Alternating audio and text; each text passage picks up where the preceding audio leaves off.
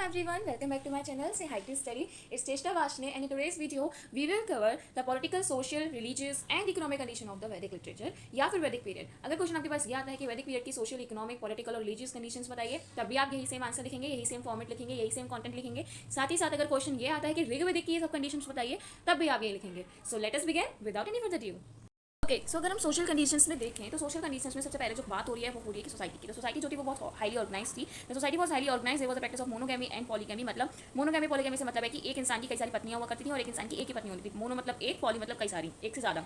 तो मोनोगैमी भी प्रैक्टिस हुआ करती थी और पॉलीगैमी भी प्रैक्टिस हुआ करती थी। Marriage was a scared bond, एक डरावना बॉन्ड माना गया था मैरिज को उस टाइम पे। मतलब कोई भी तोड़ नहीं सकता था। एक बार अगर आपने मैरिज कर ली तो आप उसको जिंदगी भर निभाओगे जब तक आप मर ना जाओ। No divorce was practice, divorce नहीं होता था उस टाइम पे, तलाक नहीं होता था। The bond was not to be broken, मतलब bound can not be broken, उस बॉन्ड को तोड़ नहीं सकता कोई भी जब तक वो मर ना जाए। Widows were allowed for remarriage, जो विधवा औरतें होती थी वो रीमैरिज कर सकती थी, उस टाइम पे अलाउ था, लेकिन सिर्फ तभी जब उनका कोई बच्चा ना हो। मतलब only when who have no child, मतलब जिनका पति रहा होगा उस टाइम पे, उनसे अगर उनका कोई बच्चा ना हुआ हो तभी वो सिर्फ दोबारा से मैरिज कर सकती थी। अगर बच्चा है तो वो रीमैरिज उनको अलाउड नहीं थी। डोरी वाज प्रैक्टिस, मतलब दहेज प्रथा चलती थी उस टाइम पे कि दहेज लेते थे लड़की वालों के घर से। आफ्टर मैरिज क्या होता था कि girls were considered as owner of the family, मतलब आफ्टर मैरिज जो घर की बहू है उसको घर की इज्जत माना जाता था, घर का ओनर माना जाता था। उसके बिना कोई भी रिलीजन नहीं होता था, कोई भी रिलीजियस वर्क नहीं होता था, कोई भी रिलीजन सेरेमनी नहीं होती थी। इवन ये कहा जाता था कि जब तक लड़की पूजा में नहीं बैठेगी तब तक कोई भी पूजा कंप्लीट नहीं मानी जाएगी। Child marriage was not practice, child marriage उस टाइम पे नहीं प्रैक्टिस की जाती थी। ठीक है, उसके बाद बताया गया है कि फादर, उस टाइम पे फादर की क्या वैल्यू थी, एक घर के पिता जो होते हैं उनकी उस टाइम पे क्या वैल्यू थी, कैसे वो रहते थे या जो भी उनका इन्फ्लुएंस रहता था वो देख लेते हैं। Father was the head of the family, वो ऑफ कोर्स फैमिली के हेड माने जाते थे father. He has control over his children, उनका अपने बच्चों पे हमेशा से कंट्रोल रहता था। The marriage is done with his permission, marriage पापा की परमिशन से हुआ करती थी उस टाइम पे। अगर फादर को अलाउड नहीं है तो मैरिज नहीं होगी। Under the death of the father the owner of the property is father, मतलब जब तक पिता की डेथ नहीं हो जाती थी, तब तक तो वही ओनर रहते थे प्रॉपर्टी के। लेकिन उनके बाद क्या होता था कि उनकी प्रॉपर्टी हैंडेड ओवर कर दी जाती थी उनके बेटे को, और अगर बेटा नहीं है तो वो हैंड ओवर कर दी जाती थी उनकी बेटी के बेटे को, लेकिन बेटी को नहीं करी जाती थी। मतलब after him the property handed to his son, उनके बच्चे को, उनके बेटे को हैंड कर दी जाती थी। And if there is no son, अगर उनका कोई बेटा नहीं था, then it is handed to the son of the daughter, तो उनके बेटी के बच्चे को कर दी जाती थी। मतलब इन शॉर्ट लड़का ही उस टाइम पे प्रॉपर्टी का ओनर होता था, but daughter can not be the owner of the property. लेकिन डॉटर को, घर की लड़की को ओनर नहीं माना जाता था प्रॉपर्टी को, उसको प्रॉपर्टी नहीं दी जाती थी। तो अब अगर हम ये देखें कि जो अलग अलग जगहें थी, जो एक पर्टिकुलर एरिया था, उधर के कुछ हेड्स के भी नाम दे रखे हैं, तो वो हम देख लेते हैं। The common head of the family, या फिर कुल बोल सकते हो, कि एक कुल के, एक फैमिली के हेड को बोला जाता था कुल्प। एक common head of many families of village, क्योंकि देखो कई सारी फैमिली मिलकर एक विलेज बना दिया, विलेज को हिंदी में बोलते हैं ग्राम। तो ग्राम के जो हेड होते थे उनको बोला जाता था ग्रामीणी। Common head of a vish, विश के एक हेड को बोला जाता था विशपति। विश मतलब कोई विलेज से बड़ा और एक डिस्ट्रिक्ट से छोटा एरिया, उसके हेड को बोला जाता था विशपति। कॉमन हेड ऑफ जन, जन जो है वो डिस्ट्रिक्ट मान सकते हो आप, जिसके हेड को हम बोलते थे जनपति या फिर राजा या फिर किंग। और जब वो कई सारी डिस्ट्रिक्ट मिलकर एक राष्ट्र बनाती थी, एक स्टेट बनाती थी, तो उसके हेड को बोला जाता था राजन। इसके बाद हम सोशल कंडीशन में पढ़ते हैं वर्ण सिस्टम या फिर कास्ट सिस्टम। वर्ण सिस्टम और कास्ट सिस्टम से मतलब है कि ऋग्वेद के टाइम पे या वैदिक पीरियड के टाइम पे किस तरीके की कास्ट थी, किन कौन कौन से नाम थे, किस तरीके से वो डिवाइड की गई। तो मैंने जब आपको ऋग्वेद बताया था तभी मैंने आपको बताया था कि ऋग्वेद में जो 10th मंडल है उसमें जो पुरुष सूक्त है वो बहुत ज़्यादा इंपॉर्टेंट है, क्योंकि वो आप आगे मोस्टली हर चीज़ में पढ़ेंगे, तो उसको आप अच्छे से याद कर लीजिए। तो देखिए, Purusha Sukta in 10th Mandal of Rigveda defines 4 caste made by primeval giant Purusha sacrifices. मतलब ऐसा बताया जाता है कि जो 10th मंडल है पुरुष सूक्त दे रखा है उसके अंदर ऋग्वेद के, वो हमें बताता है कि 4 कास्ट हैं जो कि प्रीमेबल जाइंट पुरुष, मतलब एक ऐसा पुरुष या आदि पुरुष जो नॉर्मल पीपल से कई ज़्यादा जियाइन था, बड़ा था in the size of body और एवरीथिंग। तो उन्होंने अपनी बॉडी को सेक्रीफाइस किया और उनकी बॉडी के कुछ अंगों को बांटते हुए, डिवाइड करते हुए 4 कास्ट बना दी गई। और ये जो 4 कास्ट बनाई गई ये इनकी काम पर निर्धारित थी, मतलब जब बनाई गई तभी इनको बता दिया कि आपका काम ये है, ये फिक्स कर दिया गया, जो आज के लाइफ में भी कंटिन्यू चलता जा रहा है। ठीक है, there is a interchange of occupation and intermarriage between all the castes. मतलब ये जो 4 कास्ट थी इनके बीच में ऑक्यूपेशन और इंटरमैरिज होती रहती थी। ऐसा नहीं था कि एक कास्ट है तो वो अपनी कास्ट की बंदी से शादी करेगी, ऐसा कुछ भी नहीं था, अनदर कास्ट से भी कर सकते थे। तो हम देखते हैं कि जो कास्ट हैं 4 वो कैसे बनी और किन किन चीज़ों से उनका नाम रखा गया और क्या उनका काम था। जो 4 कास्ट थी वो एक प्रीमेबल पुरुष के सेक्रीफाइस से बनी थी, मैंने आपको बताया था। तो ऐसा माना जाता है कि उनके हेड से ब्राह्मण्स बने, मतलब जब उनका हेड को इंडिकेट किया गया कि ब्राह्मण जाति कास्ट एक बनी, जिसका काम था इंटेलेक्चुअल प्रिस्ली ड्यूटीज, मतलब जो भी पढ़ाई वगैरह से रिलेटेड या जो भी ज्ञान से रिलेटेड चीज़ें होंगी वो सब ब्राह्मण्स करेंगे। और प्रिस्ली ड्यूटीज बोले तो जो पंडित वगैरह करते हैं काम, वो सबका काम ब्राह्मण्स का था। दूसरा बोला गया कि हिज ब्रेस्ट और आर्म्स, मतलब उनकी छाती और उनकी भुजाओं से बने क्षत्रियास। क्यों? क्योंकि उनका काम क्या होता है, फाइट करना, वॉर्स वगैरह में, बैटल्स वगैरह में प्रोटेक्शन देना, तो वो क्षत्रियास थे। वो उसके बाद हिज थाइज, मतलब उनके पैरों से कह सकते हैं या उनके आर्म के नीचे वाले पार्ट से कह सकते हैं, वैश्यास बने, मतलब वाशने लोग। वो लोगों का क्या काम था कि एग्रीकल्चर इंडस्ट्रियल ऑक्यूपेशन, मेनली इनका काम था व्यापार। अब वो खेती बाड़ी में भी हो सकता है या फिर इंडस्ट्री पर्पस या मैन्युफैक्चरिंग वगैरह इन सब चीज़ों से भी हो सकता है। फिर उनके पैरों से, उनके फीट से बने शूद्र। शूद्र सबसे नीची जाति मानी जाती है, और क्योंकि एक रीजन ये भी है कि उनके पैरों से बने, इसलिए ड्यूटीज इसका क्या काम था कि वो जो बाकी तीनों कास्ट हैं, ऑल जो ड्यूटीज हैं उनके लिए उनका काम था, मतलब उनकी सेवा करना, उनके लिए काम करना, ऐसा माना जाता था शूद्रों को। और यही चारों कास्ट आज भी चलती हुई आ रही है कि ब्राह्मण का काम वही है कि वो हमें ज्ञान देते हैं और पंडिताई का काम करते हैं, क्षत्रियास फाइट वगैरह करते हैं, वैश्यास व्यापार करते हैं, और शूद्र जो है वो सबसे नीची जाति मानी जाती है। फिर उसके बाद बताया गया कि उस टाइम पे क्लॉथ कैसे हुआ करते थे। तो मेनली जो क्लॉथ हैं वो 3 तरीके के बताए गए हैं। जो है गारमेंट, गारमेंट बोला गया जिसको आदिवास बोलते हैं। गारमेंट का मतलब है कि जो एक पूरा होता था कि मतलब ओढ़नी टाइप कह सकते हो, और उसके बाद लोअर गारमेंट मतलब जो कमर से नीचे पहनते थे उनको बोलते थे नीवी। ओवर गारमेंट जो कमर के ऊपर पहने करते थे कपड़े उनको बोलते थे वास, ठीक है। और ये जितने भी क्लॉथ्स वगैरह मिले थे उसमें से कई सारे ऐसे क्लॉथ्स थे जो बहुत कलरफुल थे, एम्ब्रॉयडेड थे, और मेनली चीज़ों से बनाए जाते थे जो कि नेचुरल हर्ब से मिला करती थी। ऑर्नामेंट्स या फिर हम कह सकते हैं आभूषण, इनकी जो बात की जाती है उस टाइम पे वो कही जाती है कि नेकलेसेस, इयररिंग्स, ब्रासलेट्स, एंकलेट्स, ये जो कुछ चीज़ें हैं कि मतलब जो गले में पहनने के नेकलेस होते हैं, इयररिंग्स जो कानों में पहनते हैं, ब्रासलेट्स हाथों में, और एंकलेट्स मतलब पायल वगैरह है जो पैरों में पहनने की चीज़ें होती हैं, वो चीज़ें दोनों ही सेक्सेस के लिए मानी गई हैं, मतलब मैन और वुमेन दोनों ही ये चीज़ें पहनते थे, इयररिंग्स, नेकलेस, ब्रासलेट्स और एंकलेट्स।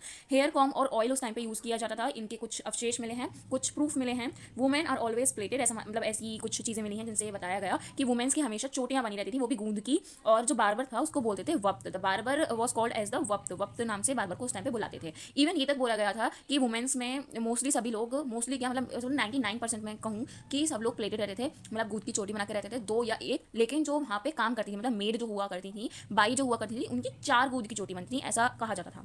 अब हम पढ़ते हैं अम्यूजमेंट्स के बारे में। अम्यूजमेंट्स में एंटरटेनमेंट की या मनोरंजन की सारी चीज़ें आ जाती हैं। तो उस टाइम पे क्या होता था कि there were the various means of enjoyment at that time. उस टाइम पे बहुत सारी चीज़ें थी एंजॉयमेंट के लिए, जैसे कि चैट्रियट रेसिंग, मतलब चैट्रियट बोलते हैं रथ को, कि रथों की रेसिंग हुआ करती थी, हॉर्स रेसिंग होती थी, म्यूजिक डांसिंग तो चलता ही था, और साथ ही साथ डाइसिंग होती थी स्टिक्स के साथ, मतलब वो जो जुआ जो होता है जैसे महाभारत में दिखाया गया है वो चीज़ चलती थी पहले। इंस्ट्रूमेंट्स होते थे जैसे कि ड्रम, दूना धूबी, करकरी, ल्यूट, हार्प और फ्लूट, ये कुछ हैं जो मैंने लिखे हैं। इनके अलावा कई सारे हैं तो आप एक्सेट्रा करके भी लिख सकते हो। इन सब चीज़ें ये उस टाइम पे यूज़ हुआ करती थी for the enjoyment of peoples.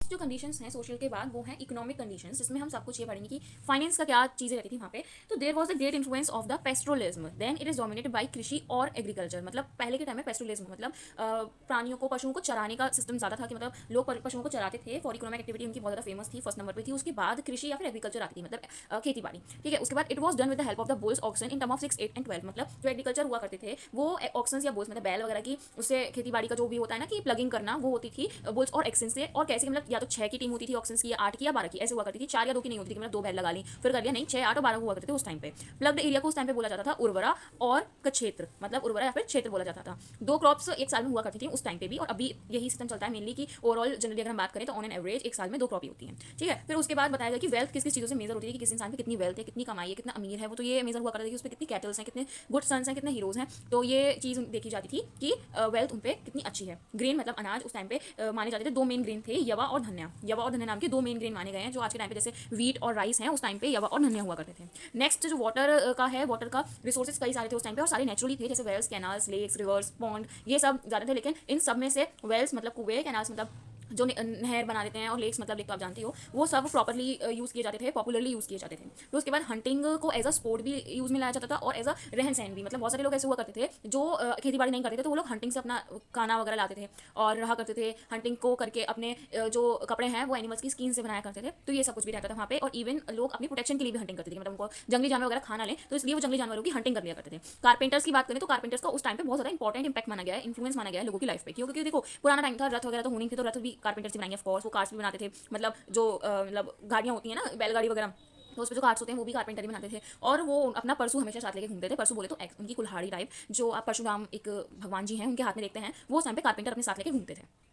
अब कारपेंटर्स और हंटिंग वगैरह इन सबके अलावा भी मेटल वर्कर्स, पोर्टर्स, स्मिथ्स और वीवर्स, इन सबका भी इन्फ्लुएंस बताया गया है ऋग्वेद में या फिर वैदिक पीरियड में। बाटर सिस्टम उस टाइम पे जरूर होता होगा। क्यों ऐसा क्यों बोला गया? क्योंकि देखो बाटर सिस्टम क्या होता है कि हम कोई एक चीज़ ले रहे हैं और उसके बदले में दूसरी चीज़ ले रहे हैं, ना कि मनी दे रहे हैं। जैसे मैंने आपको बोला कि मुझे 1 किलो गेहूं चाहिए, तो आपने मुझसे गेहूं ले लिया और उसके बदले में मुझे 1 किलो चावल दे दिए, तो ये बाटर सिस्टम है, ठीक है। तो there is the description of the, ये कैसे पता चला कि वहाँ पे बाटर सिस्टम होता था? तो ऐसी एक डिस्क्रिप्शन दे रखी है, मतलब एक प्रूफ मिला है ऐसा कि वहाँ पे एक भगवान इंद्र की इमेज थी, जिसका जो प्राइस था वो था 10 काउ। तो क्या हुआ कि यहाँ पे उसने एक बंदे ने, जिसने भी खरीदी होंगी, उसने उसको 10 गाय दी, उसके बाद उसको एक इमेज मिली, तो ये बाटर सिस्टम है, ठीक है। ऐसा भी बोला जाता था कि मार्केट में हैगलिंग का भी उस टाइम पे इन्फ्लुएंस था।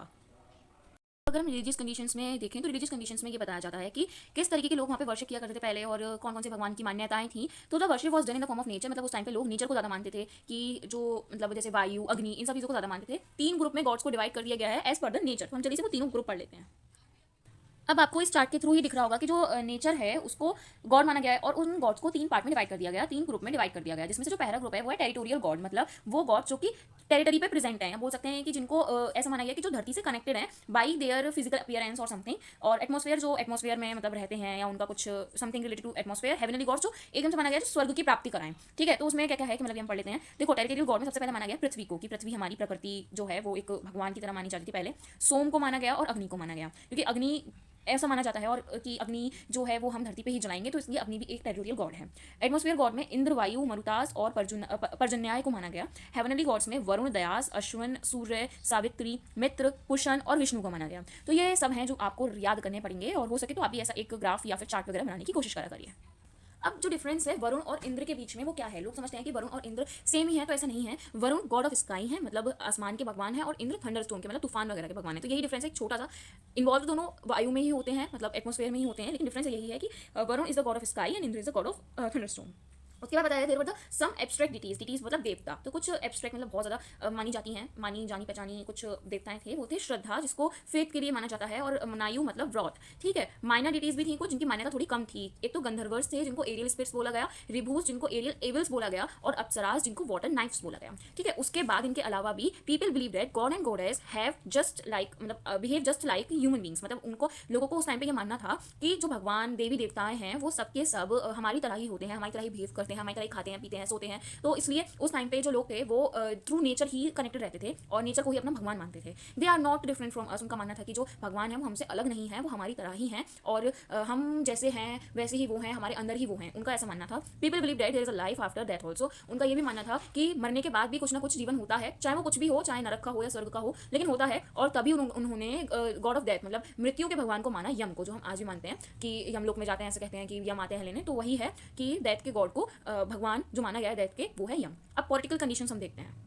पॉलिटिकल कंडीशंस में ये चीज़ बोली गई थी कि मतलब देखो पॉलिटिकल से रिलेटेड क्या है कि समथिंग रिलेटेड टू वॉर और द गवर्नमेंट और वो लोग जो हमें रूल करेंगे। ठीक है, तो वही चीज़ हम यहाँ पे पढ़ेंगे कि there is a description of the battle of the 10 kings, कि 10 किंग की एक वॉर हुई थी उस टाइम पे, कि 10 के 10 किंग एक कुछ जगह की, एक कोई फील्ड थी बहुत बड़ी, 10 किंग अपनी प्रजा को, अपनी सेना को लेकर आए थे और आपस में भिड़े थे। तो पॉलिटिकल इवोल्यूशन धीरे धीरे हुआ, जो कि हमें इन सब चीज़ों से पता चलेगा कि कैसे कि पहले गृह कुल या फिर फैमिली के हेड को बोला जाता था कुल्प, मैंने आपको पहले भी पढ़ाया। फिर उसके बाद ग्राम या विलेज को बोलते थे विशपति, विश क्लैन या सेंटन के हेड को बोलते थे विशपति, सॉरी इसको बोलते ग्रामणी, इसको बोलते विशपति। जन और पीपल मतलब जो जनता को हेड करेगा उसको बोलते थे जना या फिर किंग, और उसमें भी 3 तरीके के होते थे किंग, पंचजनहा, यादव जनहा और भरत जनहा। ठीक है, उसके बाद राष्ट्र या फिर पूरी कंट्री को जो बिलोंग करते थे, जो हेड करते थे, वो थे राजन। ठीक है, अब जो उस टाइम पे लोग रहते थे ना वो थ्रू किंग ही गवर्न किए जाते थे। तो ये भी जानना जरूरी है कि उस टाइम पे किंगशिप कैसी थी। तो the kingship was done in the form of monarchy, monarchy की फॉर्म में मतलब राजा का रूल रहता था। The Rajan was called as the king of the state, Rajan को हम स्टेट का किंग कहते थे, स्टेट का हेड कहते थे। The king was a protector of the people, king जो था वो पीपल्स का प्रोटेक्टर माना जाता था, और even the seeker of the citizen.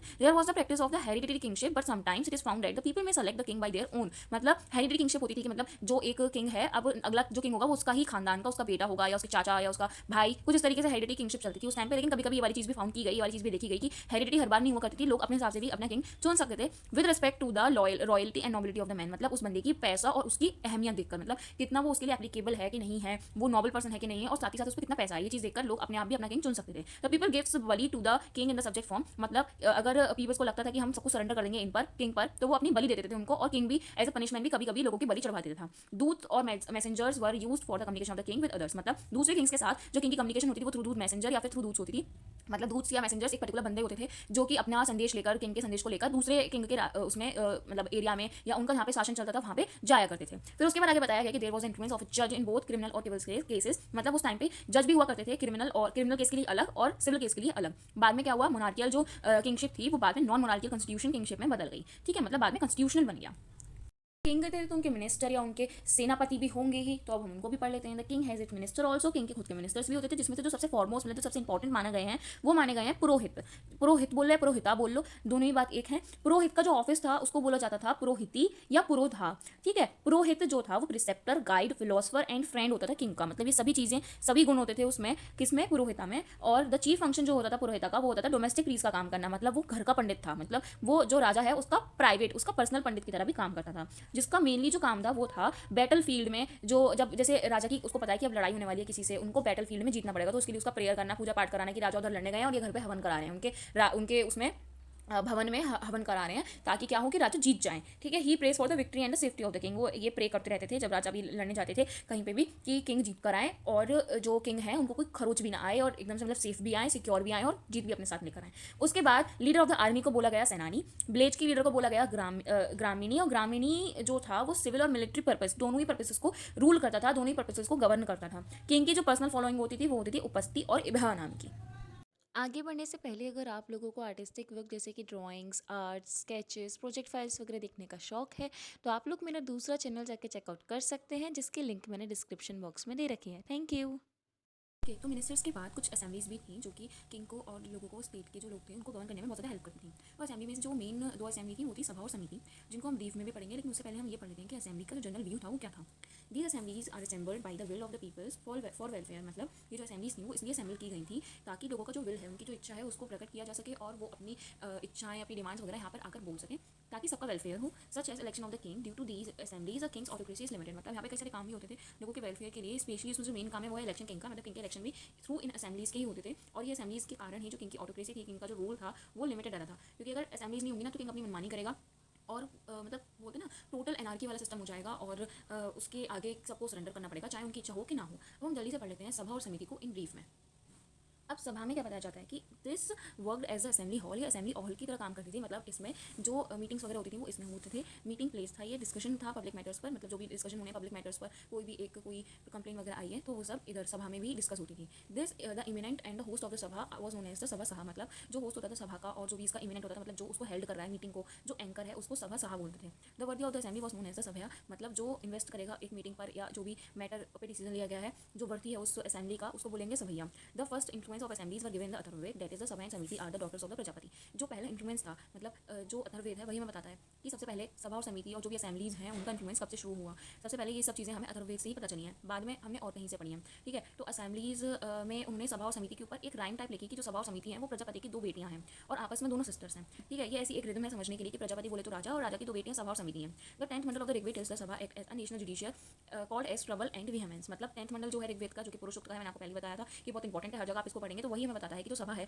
वो नेशनल जुडिशियल की तरह काम करती है और इसी को ट्रबल और विहेमेंस भी बोला जाता है। अब अगर मैं समिति की बात करूँ तो समिति भी इसी की तरह ही कुछ मिलती जुलती है, लेकिन बहुत कुछ इसमें अलग भी है साथ में। There is a discussion of a prayer between the king and the samiti, मतलब एक ऐसा ही डिस्क्रिप्शन दे रखा है वेदों में कि एक प्रेयर बता रखी है रिदम उसमें, मतलब पोइट्री की फॉर्म में, कि किंग और समिति में एक कोई प्रेयर हुई थी जो हमें ये बताती है कि मंत्र यानी कि पॉलिसी, माइंड्स यानी कि चिंतन, और हर्ट्स यानी कि मन, ये सॉरी मैंने इसके आगे थोड़ा आगे पीछे कर दिया, आप इसको एडजस्ट कर देना कि माइंड्स का मतलब चिंतन है और हार्ट्स का मतलब मन है, मंत्र का मतलब पॉलिसी है। इन तीनों का यूनियन ही एक बंदे को बनाता है और इन तीनों के यूनियन से ही एक अच्छा डिस्कशन होता है, एक अच्छा डिसीजन लिया जाता है। The samiti was a national assembly for the peoples who were the part of the assembly, मतलब जो भी एक असेंबली रखी जा रही है उस समय जो लोग पार्ट हैं असेंबली के, मतलब जो भी उस समय प्रेजेंट है उनके लिए वो एज अ नेशनल असेंबली काम करती थी। इट कैन इलेक्ट और री इलेक्ट द किंग, मतलब किंग को वो इलेक्ट भी करती थी और इवन री इलेक्ट भी कर सकती थी किंग को। कौन सी असेंबली? समिति असेंबली। किंग को ही राजन कहते थे। तो the existence of the Samiti is given in Rigveda, Atharvaveda and the Chandogya Upanishad, मतलब समिति का जो एग्जिस्टेंस है कि समिति एग्जिस्ट करती थी उस टाइम पे, ये ऋग्वेद भी बताता है, अथर्ववेद भी बताता है और छंदोदय उपनिषद भी बताता है। छंदोदय उपनिषद एंशिएंट उपनिषद में से एक है। It disappears with the time of the Jatakas, मतलब जो समिति का इन्फ्लुएंस था वो जटकार्स के टाइम तक कम हो गया, मतलब खत्म ही हो गया, लगभग ना के बराबर रह गया, यानी कि जटकार्स का टाइम जो था वो 600 ईस्वी तक था। तो 600 ईस्वी तक समिति का इन्फ्लुएंस रहा, उसके बाद समिति का इन्फ्लुएंस खत्म होते चला गया। जो आखिरी असेंबली बचती है वो बचती है विधाता असेंबली। विधाता असेंबली भी एक इंपॉर्टेंट असेंबली है क्योंकि इसके बारे में आपने कभी ज़्यादा सुना नहीं होगा, क्योंकि ये असेंबली रिलीजियस वे पे यूज़ की जाती है। The assembly organize the religious life, मतलब ये रिलीजियस लाइफ के लिए यूज़ की जाती है। It exist before the samiti, मतलब समिति से पहले ये बनाई गई थी vidhata samiti. It is associated with the civil, military and religious function, मतलब ये सिविल, मिलिट्री और रिलीजियस तीनों फंक्शंस के लिए, जो स्टेट के तीनों फंक्शन होते थे कि सिविल पर्पस अलग है, मिलिट्री पर्पस अलग है, रिलीजियस फंक्शन अलग है, इन तीनों पर्पसेस के लिए इस समिति का, इस असेंबली का प्रयोग होता था, ये यूज़ में आती थी। The fire was called as the flag और केतु ऑफ द विधाता, मतलब जो भी एक फायर लगाई जाती थी, बोलते हैं ना कि कोई भी काम करने से पहले एक हवन कराते थे, या जैसे हम मार्च वगैरह की बात करें तो उससे पहले एक फायर जलाता है कोई भी एक बंदा और फिर उसका राउंड लगाता है, तो वही जो फायर है उसको केतु बोलते थे, या उसी को इंग्लिश में फ्लैग बोलते थे विधाता की, मतलब विधाता बोले तो विधाता ईश्वर को बोलते हैं, गॉड को बोलते हैं। तो आई होप आपको विधाता समिति, विधाता असेंबली, समिति, सभा, असेंबलीज, किंगशिप, मिनिस्टर्स और चारों कंडीशंस, यानी कि सोशल कंडीशंस, उसके बाद हमने पढ़ी रिलीजियस कंडीशंस, उसके बाद हमने पढ़ी इकोनॉमिक कंडीशंस एंड लास्टली हमने पढ़ी है पॉलिटिकल कंडीशंस। तो आई होप आपको ऋग्वेद या फिर वैदिक लिटरेचर की, वैदिक पीरियड की चारों के चारों कंडीशंस बहुत अच्छे समझ में आ गई होंगी। अगर आपको कोई डाउट है तो प्लीज़ आप कमेंट करिए, मैं ट्राई करूँगी कि आपके सारे डाउट्स क्लियर कर सकूँ। और अगर वीडियो आपको अच्छी लगी हो तो प्लीज़ वीडियो को लाइक करें, अपने दोस्तों के साथ शेयर करें और इस चैनल को सब्सक्राइब करना बिल्कुल भी ना जाए। Thank you so much.